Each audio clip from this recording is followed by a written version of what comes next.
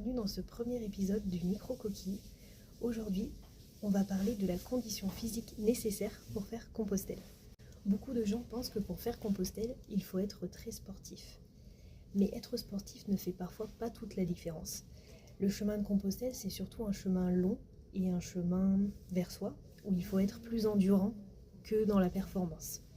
L'erreur numéro 1 sur Compostelle, lorsqu'on n'est jamais parti sur le chemin, c'est de se lancer sur les premières étapes, on enchaîne les kilomètres, on se sent en bonne forme et c'est là que les douleurs et la fatigue apparaissent.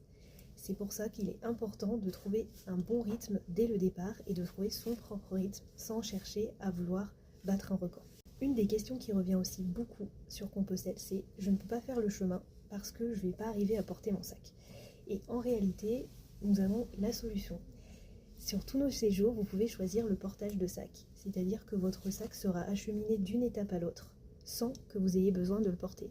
Vous avez uniquement besoin de prendre le nécessaire avec vous, votre pique-nique, votre gourde d'eau, et c'est tout.